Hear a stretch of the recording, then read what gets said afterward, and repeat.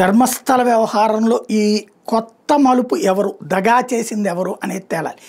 SIT వాళ్ళు ఏం చెప్పారు? ముసుగు ధరించిన ఒక వ్యక్తి సామూహిక కన్నాల గురించి తాను కల్పించిన వాదనలు అంగీకరించాడని, ముగ్గురు వ్యక్తులు పోలీసుల ముందు ఏం చెప్పాలో నాకు చెప్పారు, వాళ్ళ ఒత్తిడితో నేను తప్పుడు ప్రకటన ఇచ్చానంటూ అంగీకరించాడు. తన ఆరోపణలు ఉపసంహరించుకునే ధైర్యం తనకు మొదట్లో లేదని, కానీ కేసులోని అసమానతలను బహిర్గతం చేస్తూ తన కుమార్తె గతంలో తప్పిపోయినట్టు సుజాత భట్ అనే మహిళ ప్రతి ఫిర్యాదు దాఖలు చేసిన తర్వాత అప్పుడు నాకు ధైర్యం వచ్చిందని చెప్పుకొచ్చాడు. ఆ తర్వాత సిట్ వాళ్ళు ముసుగు ధరించిన వ్యక్తి పూర్తి వీడియో స్టేట్మెంట్ రికార్డు చేశారు.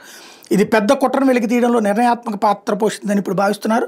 రాష్ట్ర ప్రభుత్వం ధార్మిక వర్గాలను కదిలించిన ప్రారంభ ఆరోపణల విశ్వసనీయత మీద అతని ఒప్పుకోలు ప్రశ్నార్థకంగా మారింది. ఈ ఒప్పుకోలు సిట్ ముందు సమర్పించబడిన పుర్రెమూలం గురించిన కొత్త సందేహాన్ని లేవనెత్తింది. ప్రారంభంలో ఇదే వ్యక్తి బంగ్లేగొడ్డ, బోలియారు, కల్లెరి, కడు వంటి ప్రదేశాలను అవశేషాలకు మూలంగా పేర్కొన్నాడు.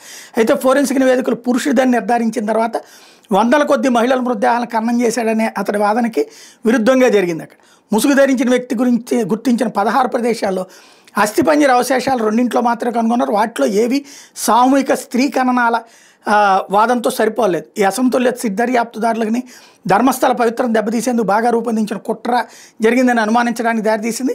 ఆ వ్యక్తి ఈ విధంగా ఒప్పుకోవడం తీవ్ర రాజకీయ తుఫానికి దారితీసింది. కర్ణాటక బీజేపీ అధ్యక్షుడు బివై విజయేంద్ర కర్ణాటకలోని కాంగ్రెస్ ప్రభుత్వం మీద తీవ్ర విమర్శలు చేశారు. ఈ సందర్భంగా తొందరపడి సిట్ ఏర్పాటు చేయడంలో నిర్లక్ష్యం, రాజకీయ ఉద్దేశాలు ఉన్నాయని ఆరోపించారు. దేశవ్యాప్తంగా గౌరవించబడే పవిత్ర స్థలమైన ధర్మస్థల ప్రతిష్ట ఈ కేసును బాధ్యతారహితంగా నిర్వహించడం ద్వారా దెబ్బతింది. సిట్ ఏర్పాటు చేయమని ప్రభుత్వం మీద ఎవరు ఒత్తిడి తెచ్చారు? ముఖ్యమంత్రి సిద్ధరామయ్య స్పష్టం చేయాలని డిమాండ్ చేశారు. ఈ కుట్ర వెనక వామపక్ష సంస్థలు, స్వార్థపూరిత ఆసక్తి గల సంఘాలు ఉండవచ్చని ఆరోపించారు.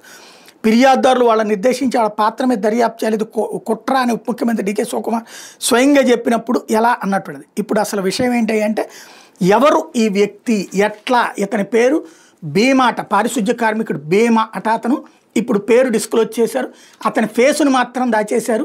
ఎందుకంటే ఇప్పుడు ఎవరైనా ఏమైనా చేస్తారేమోనని చెప్పేసి. ఇప్పటిదాకా అతను చేసిన దుర్మార్గం కంటే అతన్ని ఎవరేం చేయాలి?